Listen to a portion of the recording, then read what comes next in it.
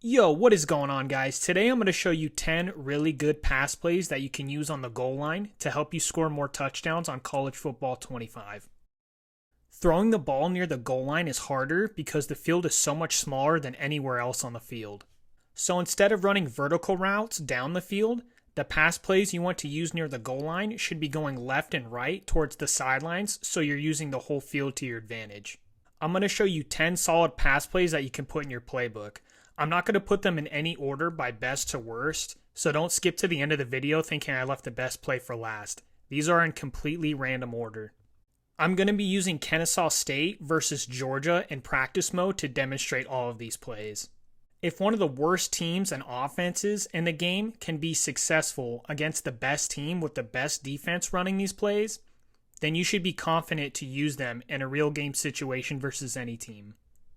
Just a quick side note before I start showing you all these plays, I would recommend using a mobile quarterback for these plays, or at least someone who can easily scramble quickly outside of the pocket. Also, be mindful of what hash mark you're on when you run these plays in game. If you're rolling to one side, you want to make sure that's the wider side of the field that you're running towards.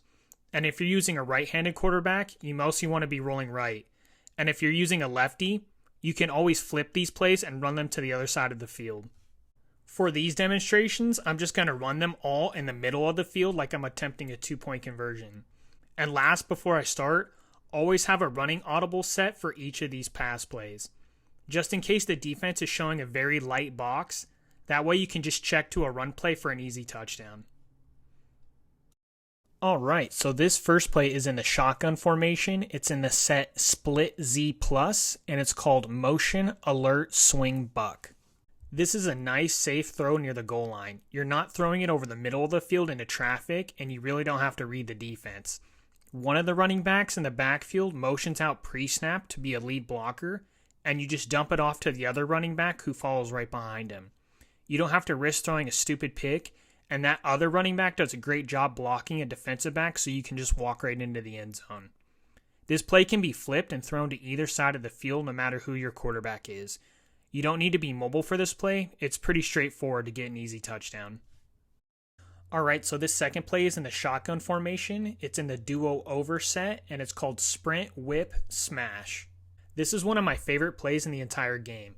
You have 3 options on this play of what to do, but I usually just stick to throwing it short or running it in with a quarterback. This play is actually designed for you to roll out right after the ball is hiked. Once you hike the ball, you can immediately start sprinting right. The first option is to throw it to the shallow zig route, which is literally broken in this game.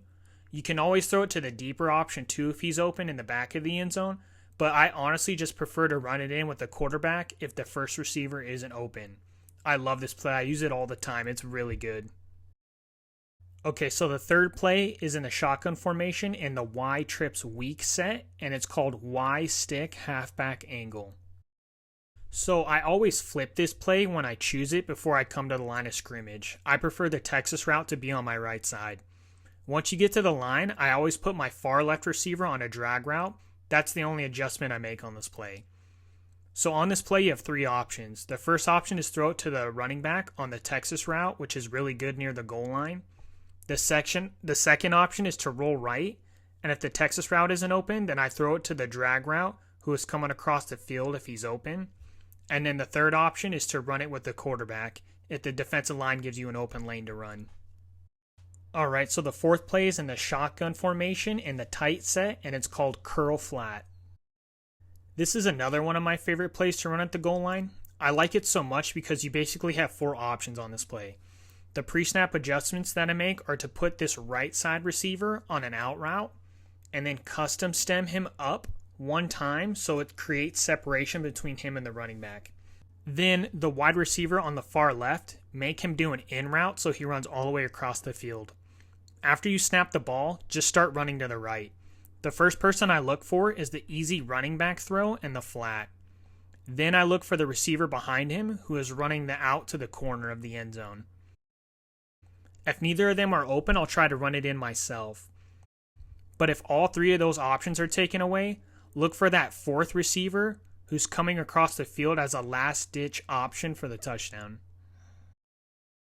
All right, so the fifth play is in the shotgun formation in the wide bunch set, and it's the halfback cross screen. This play is pretty unexpected near the goal line, and it can be risky, but it usually works. The most important part about running this play is making sure you get the ball out quick because the D linemen are coming fast. It's usually an easy touchdown. If I call this play, and before I hike the ball, I notice a very light box, I'll audible to a run play and just run it in very easily. The wide receivers are lined up so far near the sidelines that it stretches the defense out wide, which makes it an easy touchdown run up the middle. So make sure you set the inside zone as one of your audibles for this play in case the defense is in a very light box. Okay, so for the sixth play, it's in the single back formation and the spread set, and it's called halfback/alert bubble. This play is nasty because you have a lot of options before you hike the ball. Always look at the defense before you run this play. The first thing you want to look at is both of the defensive backs who are covering the slot receivers. You can notice right away that my slot receiver on the left side is running a smoke screen to the left, and there's nobody there to guard him. So I'm just going to hike the ball and dump it to him, and he's going to score easily. When I line up for the same play again, you can notice the defensive back on the slot receiver on the right side is playing far off. So I'm going to audible and flip the play so that the screen is going to the slot receiver on the right side instead. It's really important to read the leverages of the slot corners on this play before you hike the ball and then choose the best receiver to throw it to. The last option on this play is to just run the ball. The original call here is to run it to the right side, but they have two defenders with stars underneath them. So I'm going to audible and run this to the left instead because that side looks like an easier run. Also, too, when you call an audible and flip a play in this formation, nobody moves because it's a perfectly symmetrical formation. So the defense doesn't even know that you flipped the play call, which is really nice. Okay, so the seventh play is in the shotgun formation. It's in the set duo over weak, and it's called RPO read halfback flat. This is an RPO, so you have the option to run the ball or throw it. After you hike the ball, watch the spacing between the defenders on the left and the running back going to the flat. If the DBs back up, that running back going to the flat is going to have all the space in the world to just walk in for an easy touchdown. If the DBs come down on the running back and follow him, just let the play go and run it straight forward into the end zone. Alright, so the eighth play is in the shotgun formation, and the set is trips halfback weak, and the play is shock slot return. The only pre-snap adjustment I would make is to put your far left receiver on a drag route. This play is nice because you have 4 easy reads to make for an easy touchdown. The first person I would look for is RB and the slot running the zig route.